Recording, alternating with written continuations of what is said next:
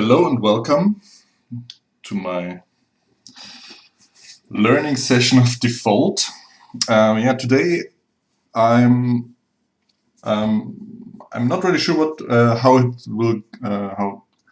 will end, but I want to play a little bit with the walking astronaut tutorial and want to tell you a little bit about my research about my default to-do list.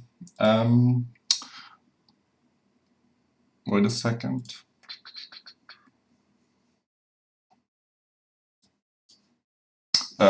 What I wanted to research because I have no idea. So the first thing is, let's start Defold. Oops, my recording software.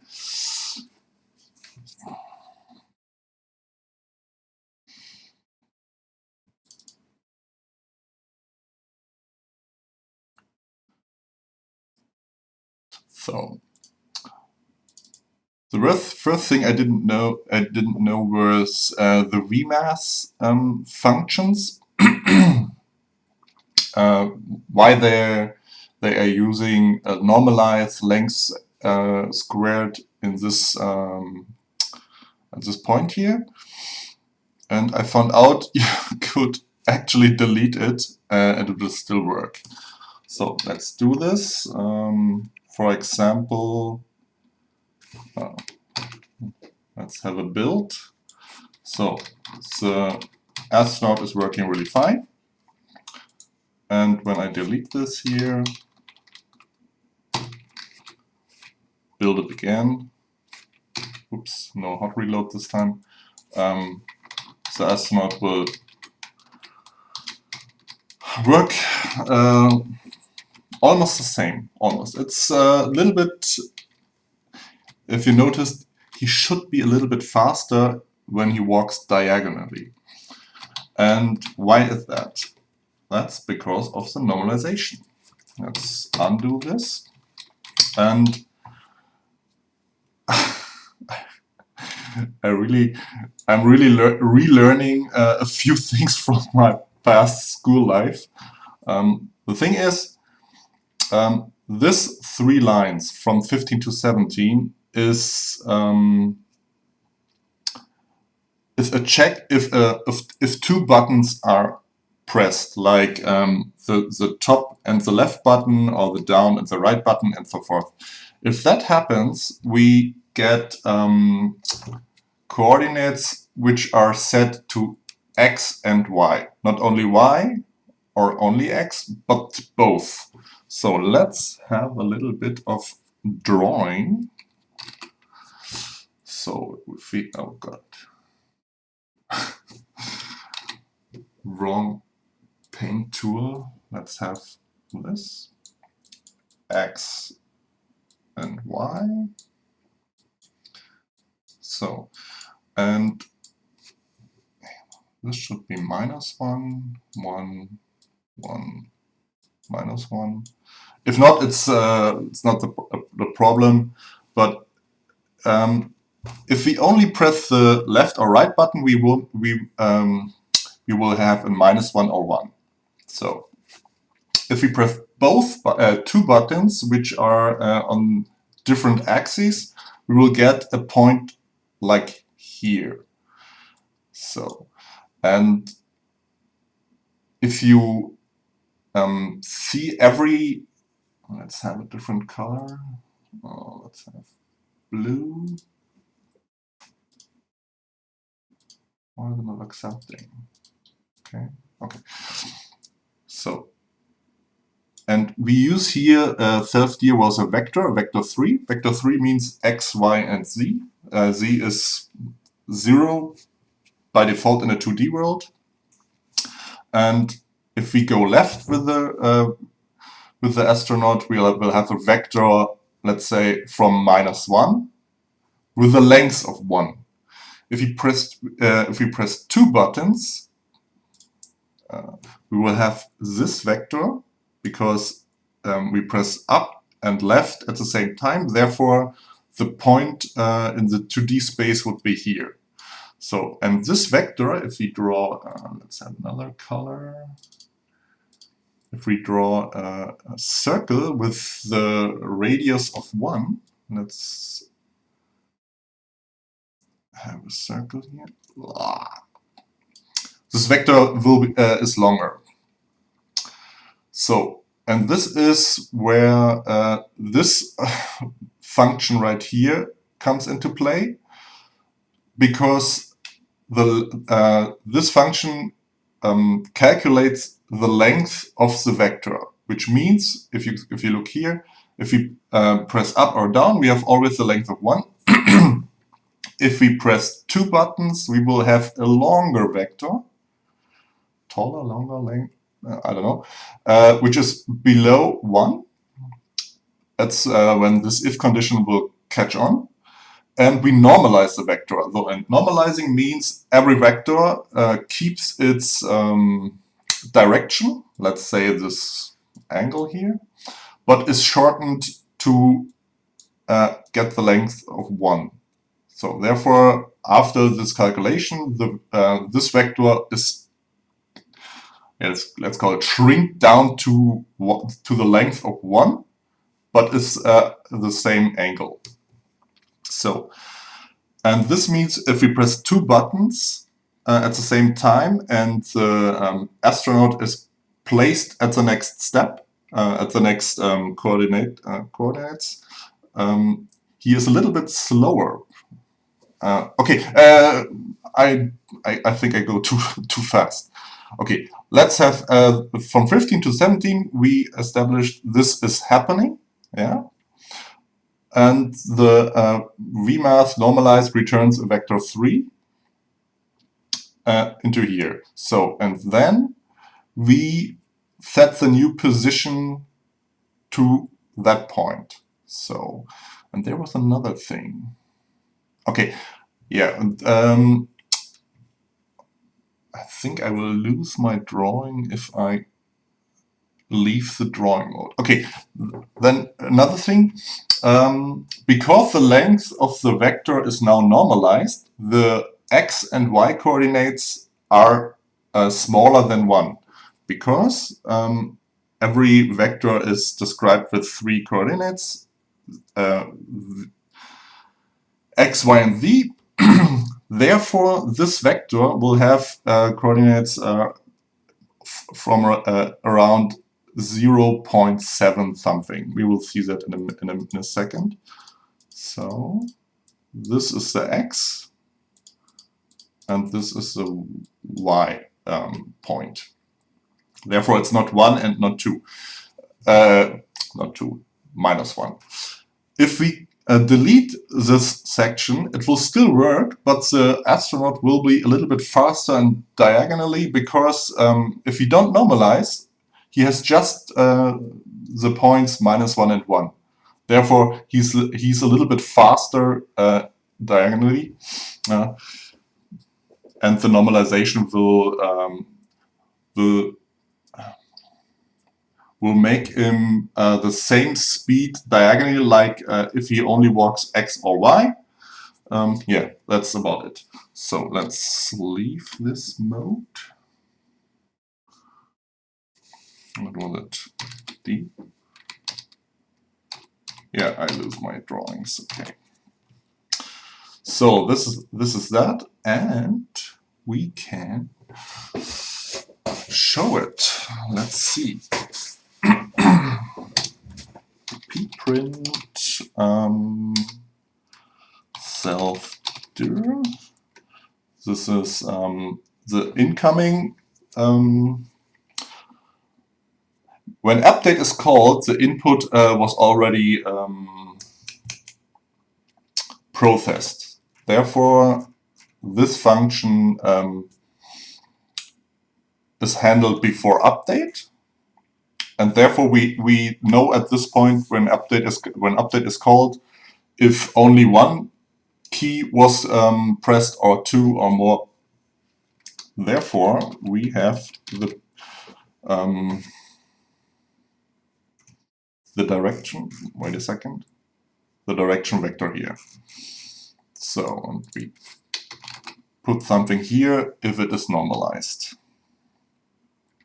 Or let's put it here, so we will see. So down here, we see here, this is how often update is called. We do nothing, but the pprint, which stands for pretty print, is called. Let's walk down. We get another -1, +1 on the y-axis. Left is -1 and right is 1. So now I'm pressing 2 buttons, up and left. And then is that what happens? We get a normalization of the vector, and therefore the x and y coordinates are a little bit shorter than 1 because it's on an angle. Yeah.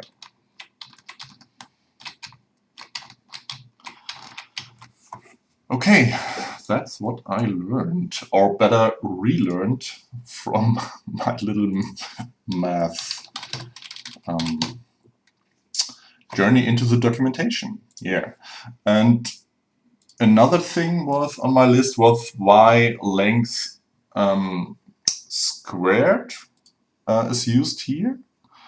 And the thing is, this is also a function and should work just fine. Let's see if we can pretty print, or let's say just print this.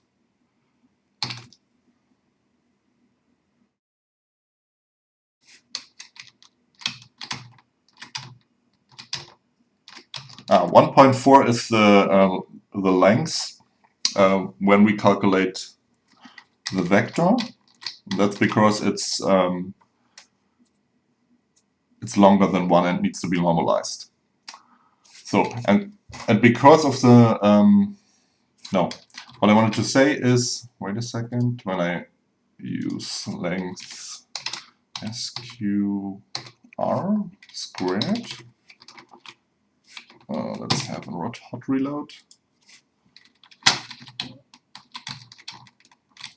It returns 2 instead of 1.4, but in the end it's the same result. It's larger than 1, and the documentation tells you something about it. Let's look at it. It recommends using the length squared function over the length function because it is slightly faster because it eliminates the square root calculation. Return the length of the supplied vector or quaternion. If you're comparing the lengths of vectors or quaternions, you should compare the lengths squared instead, as it's slightly more efficient to calculate. So, and that's why it doesn't really matter if we delete these lines, it will still work. And for a tutorial purpose, it would be, I think, totally fine to do it. But it was a nice exercise for myself. So, wait a second, let's delete this. So, there was another thing on my to-do list because of the play animation thing, which I now better understand. Play animation is not a function or something else. It is indeed a method a specific component listens for. Let's have a look at the documentation. Should be sound. Oh, message post. Oh, I don't know. Not sound. Sprite. Sprite component. The sprite component listens for 2 messages. One is play animation. Post this message to a sprite component to make it play an animation from its tileset. If you remember, we set a few tileset. Where is it? Let's go for the game object. We have a sprite here, and we had set a few animations, idle, left, front, and so forth. Let's have an atlas here again. Playback. Okay, this is for something else.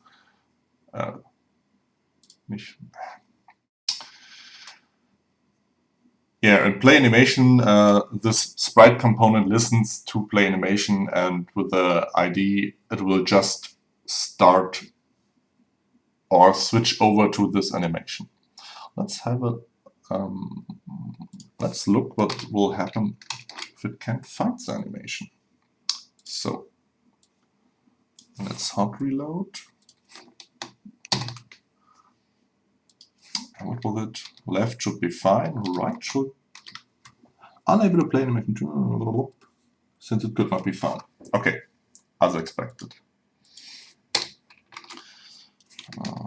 Hot reload, and the second message ID was animation done. But this is a message, at least it seems to me, the sprite component is broadcasting to the sender of the play animation message, because there are animations which are stopping at some point. We are using the animation which will looping, if I understand it correct. Let's look here. Loop forward, which means if the animation reaches the end, it just starts from the beginning. But there are also once forward and once backward. Everything with once in the name will then broadcast back to the sender that the animation has finished. So therefore, this part of the message post function is something we can up with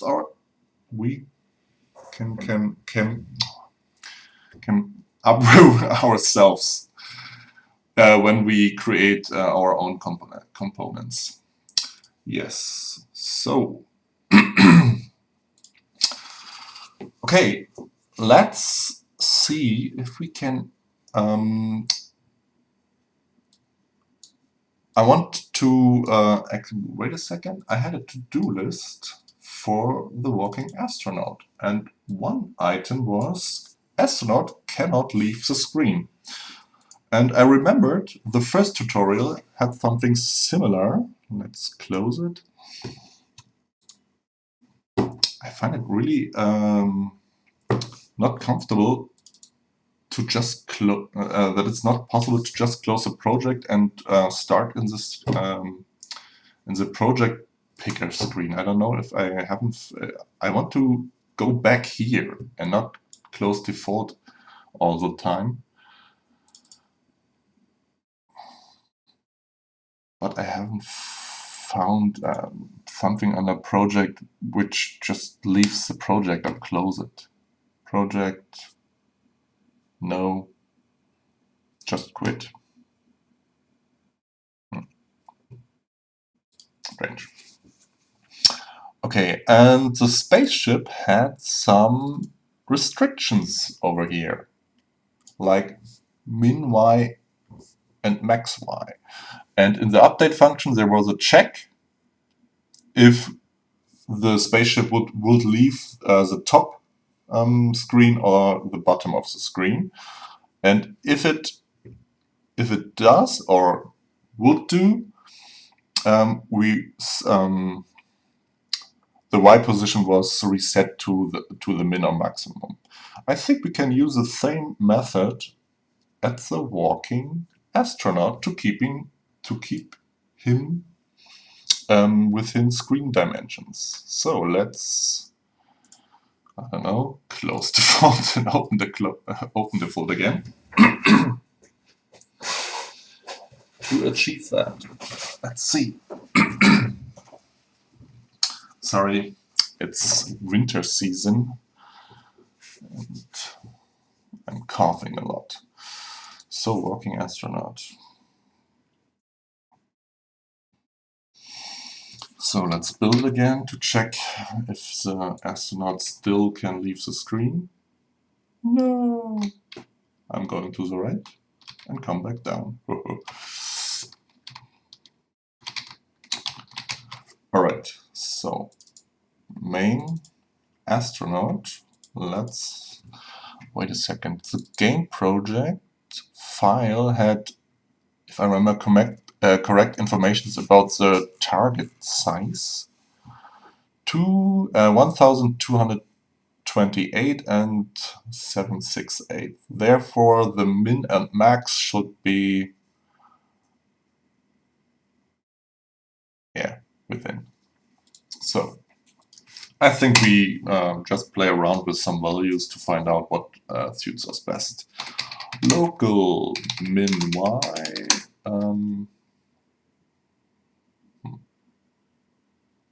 At this point in time, I have no idea if the astronaut sprite, the coordinates of the astronaut sprite are, if you think of it as a rectangle, has 0, 0 in the top left or or in the middle.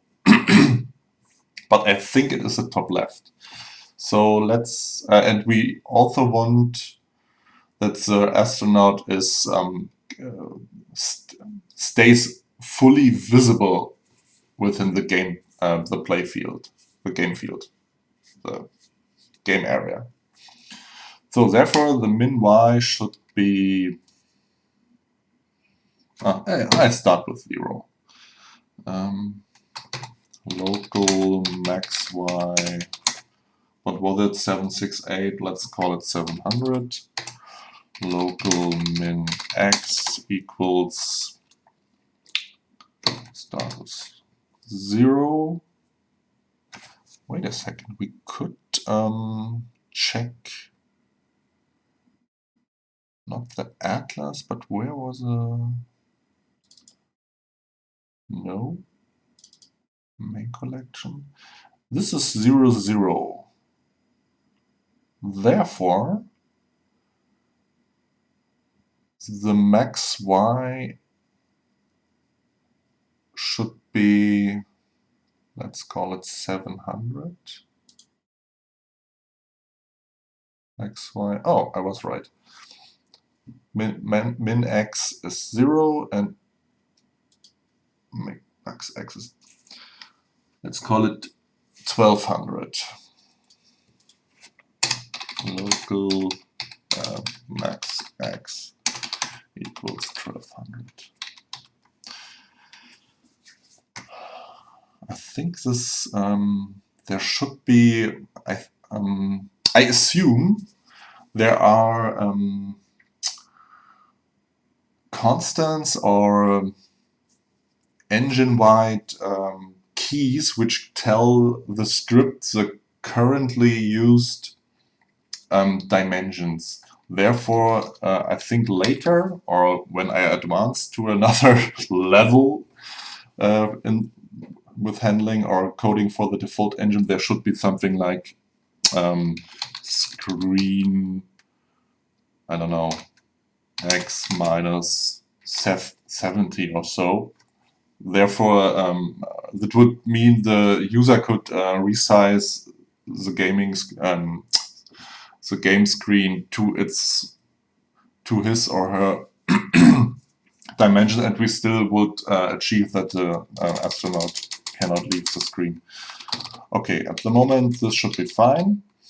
So, and here we set the new position. So here we get the new the position. Therefore, here should be the check if the astronaut is leaving the screen. Okay, P is in vector. Okay, if okay, I will check it really dumb because I have at the moment no idea if I could do it better. I'm talking with my hands. If yx is lower or equal mine.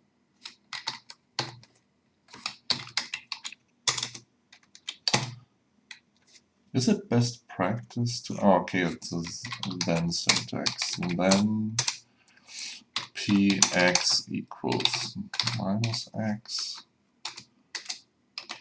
else, or is it else if? Do we need an else if?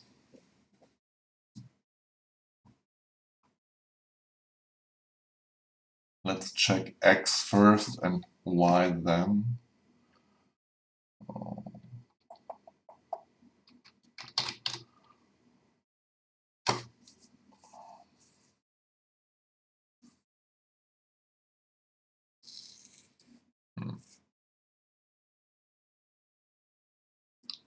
He cannot go both ends. Else if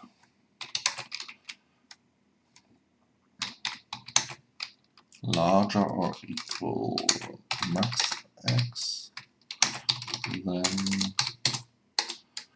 px equals max x,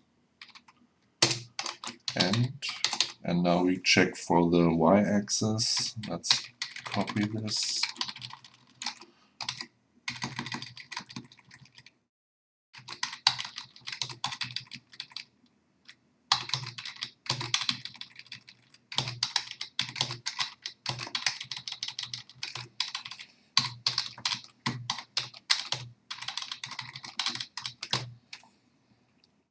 Okay, and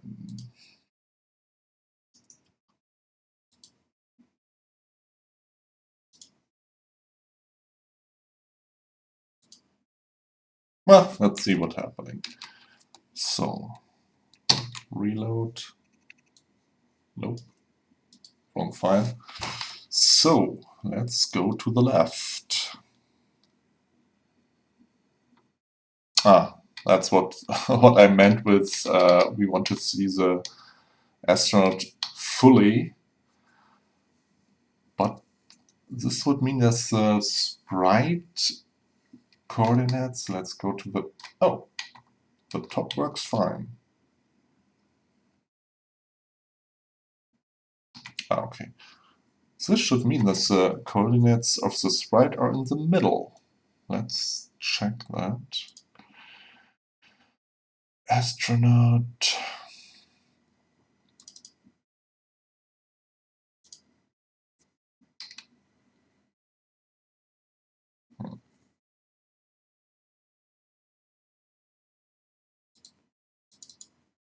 Ah, here is it. The astronaut game object coordinates are centered in the middle. I have no idea if this is best practice. I assume it because it's an official tutorial from the Defold team. Therefore, we have to alter our limits. Let's see. He has minus, I don't know, minus 65 and minus 65. Ah, it's squared. Okay. So,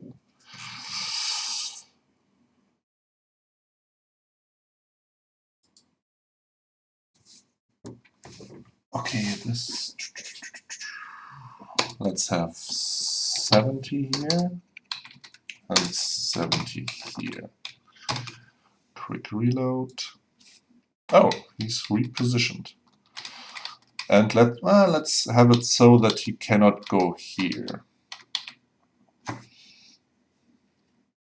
Just play around. 140, 140.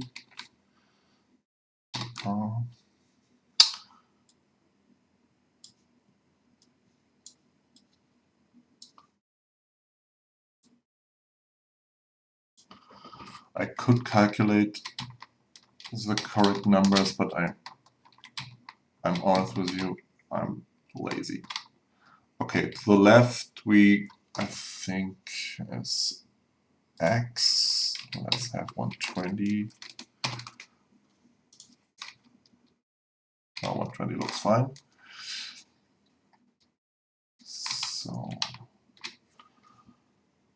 So max Y should be, let's 650.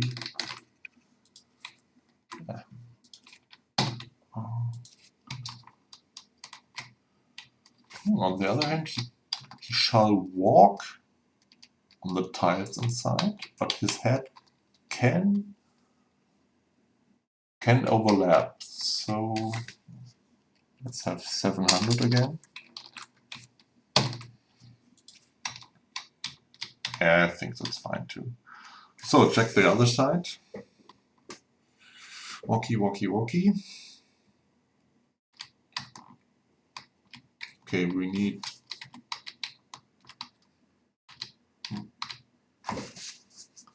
minus 50 or something. 150. Reload. Nope, too much. Let's have 80.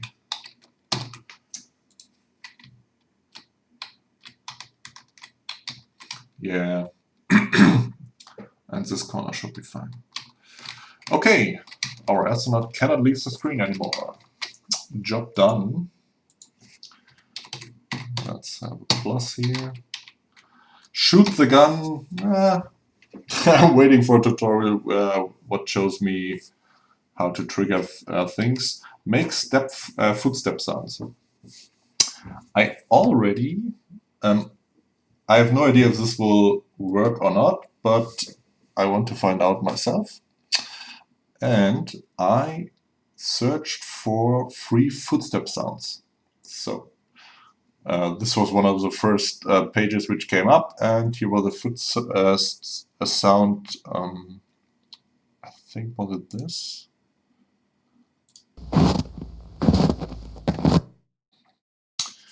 Anyway, I downloaded one and put it right here. Mix kit footstep through the wasteland. Where was it? Here. Okay. The problem I have is it's a very long sound. Yeah. I have no idea if this is a problem or not, but in my head, I wanted to use this, let's call it idea or best practice to not restart the playing sound on every step and only stop the sound when no buttons are pushed anymore. So if you remember, there was an information here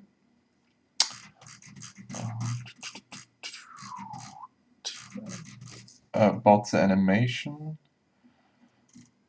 Atlas animation.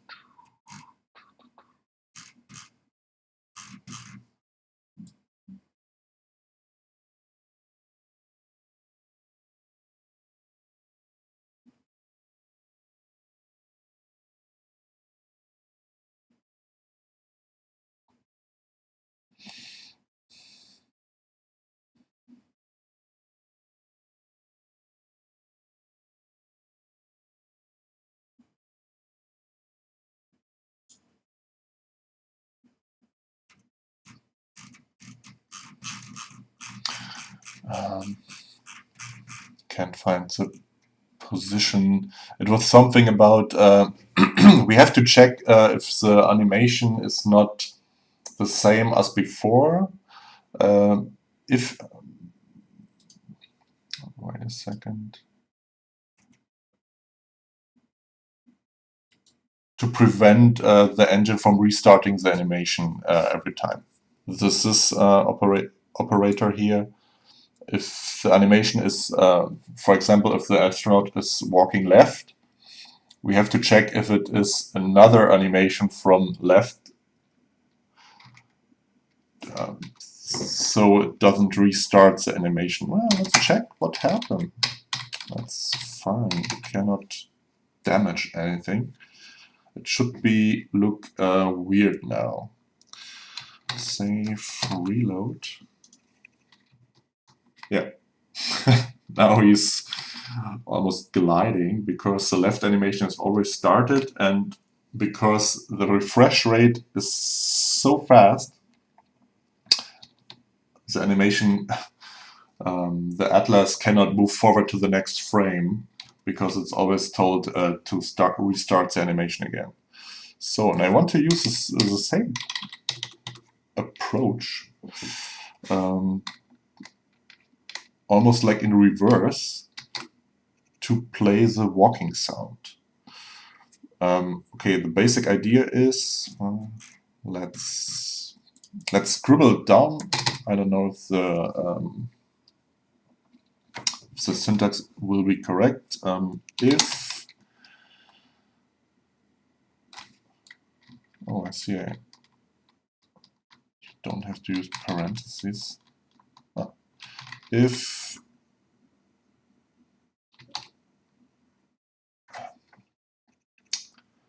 okay, first we have to check if the animation, let's call it hash, yeah, ID, is not idle and now is idle, and now is right, left, front or back to start the sound.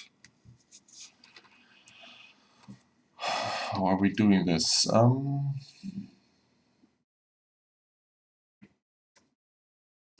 We need something to remember.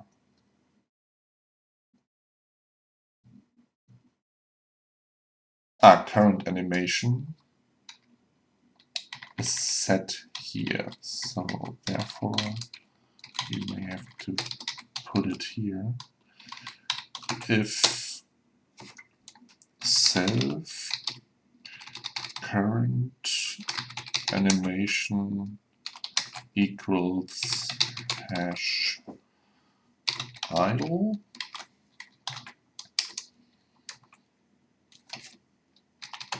and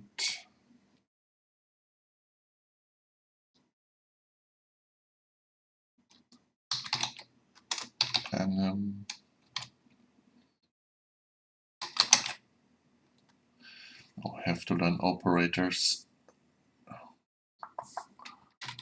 What is this? Hash idle. Then how do you play sound? Let's go for sound. Play sound. Okay. Message, post, walk sound, message ID, play sound, and we don't need arguments like a delay or a gain, I think. And so let's have another if self. Now I need a stop sound, I think.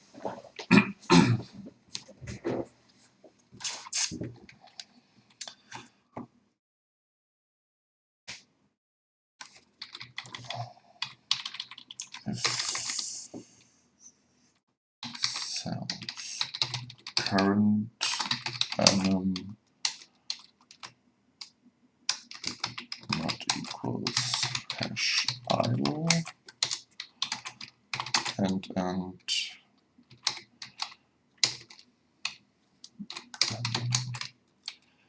equals hash idle, then message post walk sound. I think it's stop sound. Stop sound. And okay.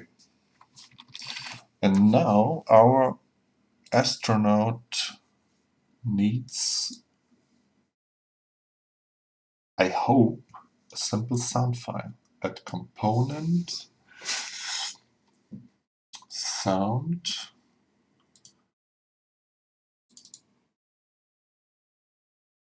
and we call the ID walk sound. Walk sound. Looping, yes, because we want that it's playing and playing until as long as he walks. Loop count, nope. Group master gain panel, nope. We don't need that. So save.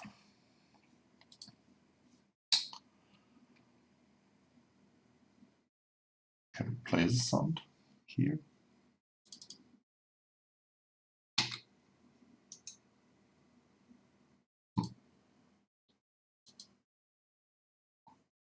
Okay, let's find out. Save R.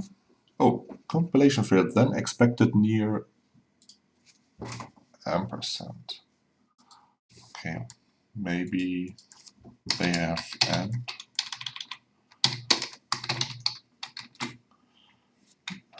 Reload.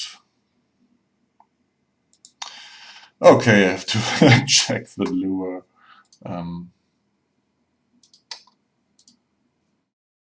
There was a quick lure tutorial, I believe. Lure condition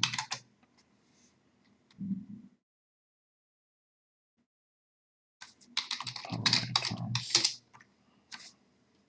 or statements.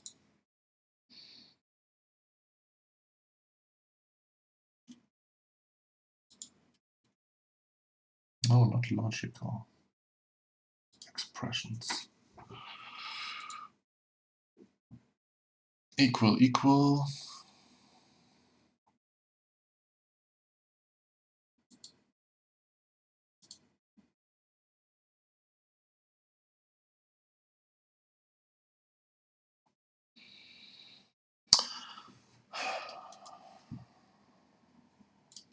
Default. Wait a second.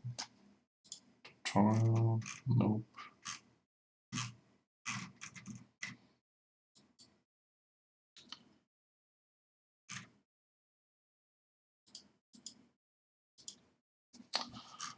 Where was my starting point? Learn. No, not get smart. Something like get started also.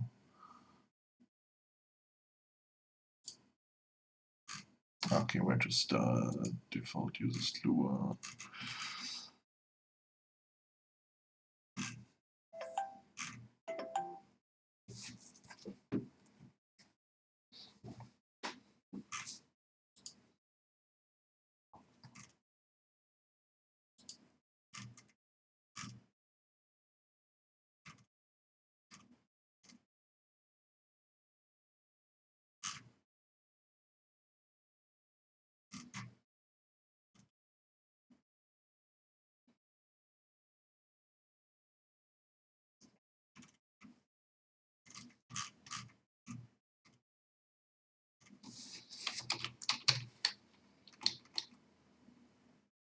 Okay, if not,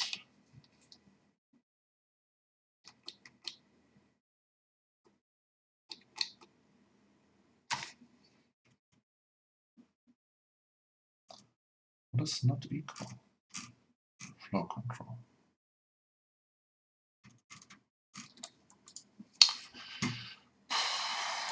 Let's try this again.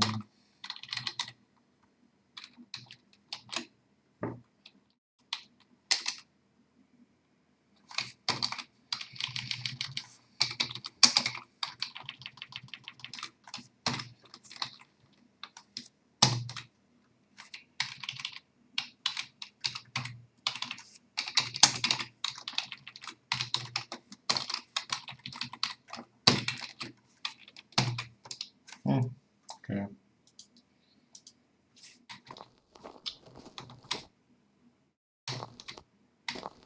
I hope you can hear this, but I have a walking sound.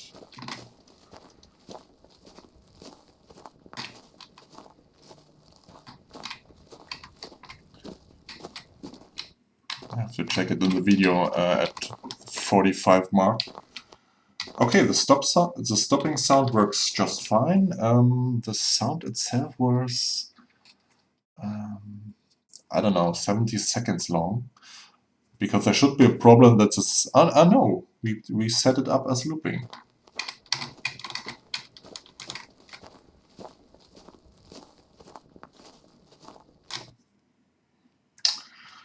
Okay.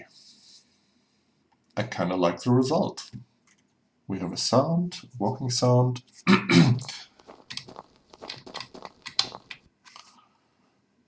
He cannot leave the field. Yeah, I think I leave it at that and stop the video here. Yeah, thanks for joining this little session of extending the walking astronaut tutorial. Yeah, I'm really happy. Thank you very much. And until the next time. Ciao, ciao.